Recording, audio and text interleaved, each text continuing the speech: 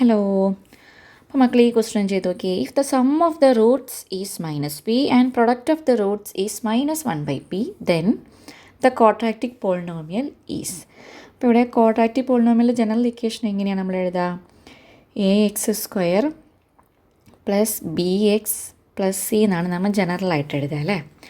അപ്പോൾ ഇങ്ങനെ റൂട്ട്സും സമ്മിൻ്റെ റൂട്ട്സും product of റൂട്ട്സും തന്നു കഴിഞ്ഞാൽ ക്വാഡ്രാറ്റിക് ഇക്വേഷൻ എഴുതാനൊരു ജനറൽ ഫോം ഉണ്ട്. നമുക്ക് ഏതാ നോക്കാം.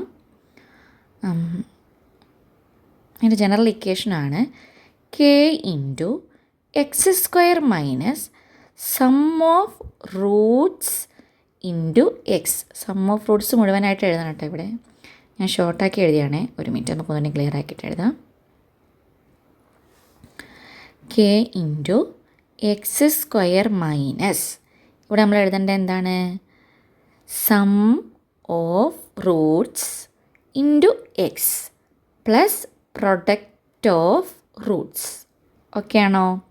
നമ്മുടെ ഇക്വേഷൻ എങ്ങനെ വരും? k × x² - sum of roots into x plus product of roots. ഇതാണ് ജനറൽ ആയിട്ടുള്ള equation.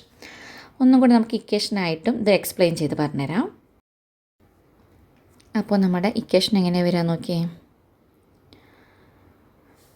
k × x² - sum of roots into x plus product of roots. Okay അല്ലേ? ഇതാണ് ഇക്വേഷൻ. ഇവിടെ നമ്മൾ സം ഓഫ് റൂട്ട്സിൽ എന്ത് കൊടുക്കാം? ഗിവൺ ഉണ്ട്. സം ഓഫ് റൂട്ട്സ് എന്ന് പറയുന്നത് എന്താണ്? -p എന്ന് തന്നിട്ടുണ്ട്. പ്രൊഡക്റ്റ് ഓഫ് റൂട്ട്സ് -1/p എന്ന് ക്വസ്റ്റ്യനിൽ പറഞ്ഞിട്ടുണ്ട്. ഡയറക്റ്റായിട്ട് നമ്മൾ സമ്മിനും പ്രൊഡക്റ്റിനും പകരം വാല്യൂ കൊടുക്കുക. അപ്പോൾ നമ്മുടെ ഇക്വേഷൻ എങ്ങനെ വരും? p of x = k × x² - -p × x plus -1/p.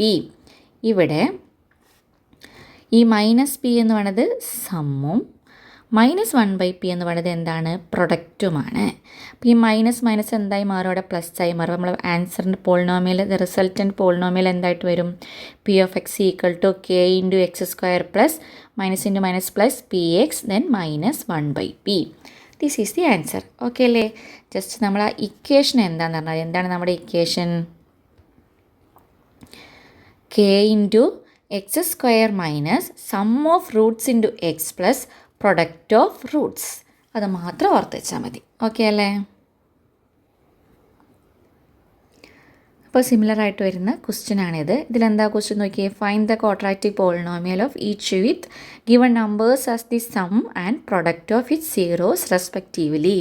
അപ്പോൾ നമുക്ക് തന്നിരിക്കുന്ന നമ്പേഴ്സിൽ ഫസ്റ്റ് നമ്പർ എന്താണ്? സമ്മും സെക്കൻഡ് നമ്പർ എന്താണ്? പ്രൊഡക്റ്റാണ്. പ്രൊഡക്റ്റ് ഓഫ് ഇറ്റ്സ് സീറോസ് അല്ലെങ്കിൽ പ്രൊഡക്റ്റ് ഓഫ് ഇറ്റ്സ് റൂട്ട്സ് ആണ് തന്നിരിക്കുന്നത്. അപ്പോൾ ഫസ്റ്റത്തെ കേസ് നമ്മൾ എടുക്കുകയാണെങ്കിൽ സമ്മ് 1/4 പ്രൊഡക്റ്റ് -1. അപ്പോൾ നമ്മുടെ ഇക്വേഷൻ അനുസരിച്ച് k × ഇതിന് പോളിനോമിയൽ എങ്ങനെ വരും? x² - സം എത്രയാണ്? 1/4 × x പ്ലസ് നമ്മുടെ പ്രൊഡക്റ്റ് -1.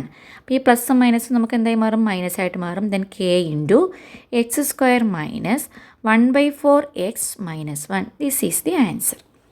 ഓക്കെ ആണോ? ക്ലിയർ ആണോ? ഇനി നെക്സ്റ്റ് ക്വസ്റ്റ്യൻ ഇതുപോലെ ചെയ്ത് നോക്കിയേ. നെക്സ്റ്റ് എന്താണ്?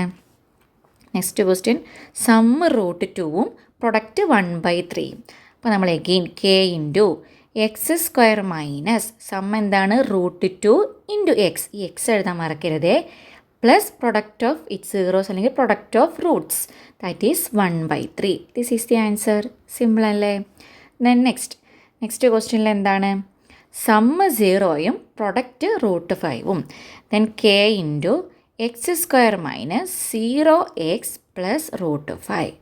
0xൻ്റെ വാല്യൂ എന്താണ്? 0. അപ്പോൾ നമുക്ക് ആൻസർ എന്തായിട്ട് മാറും? ആൻസർ k × x² പ്ലസ് √5 എന്ന് മാത്രമാവും. 0x എന്തായി മാറും? 0 ആയിട്ട് പോകും. ഓക്കെ അല്ലേ?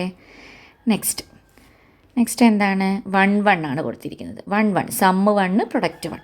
അപ്പോൾ k × x² - 1x പ്ലസ് 1. ഇനി നമുക്ക് എങ്ങനെ എഴുതാം? k × x² - x plus 1. This is the polynomial. Clear? ഇനി നെക്സ്റ്റ് കൊടുത്തിരിക്കുന്നത് എന്താണ്? 1/4 ആൻഡ് 1/4. കണ്ടോ? Sum 1/4 and product 1/4. അപ്പോൾ k × x² - 1/4x പ്ലസ് 1/4. അത്രയേ ഉള്ളൂ. അതുപോലെ അടുത്തതിൽ എന്താണ് 4ഉം 1ഉം ആണ്. അപ്പോൾ എങ്ങനെയാക്കാം? k into X square minus 4x plus 1. അത്രയേ ഉള്ളൂ. അപ്പോൾ ഈ ഒരു മെത്തേഡ് സെറ്റായില്ലേ? ഒന്നുമില്ല, നമ്മൾ ആ ഇക്വേഷൻ മാത്രം സമ്മും റൂട്ട്സും തന്നു കഴിഞ്ഞാൽ, സമ്മും പ്രൊഡക്റ്റും തന്നു കഴിഞ്ഞാൽ ജസ്റ്റ് ഇക്വേഷൻ ഓർത്ത്, ജനറൽ ഇക്വേഷൻ എങ്ങനെയാണ്? k into X square minus some of its Roots into x plus product of it's Roots. അത്രയേ ഉള്ളൂ. ഓക്കെ അല്ലേ?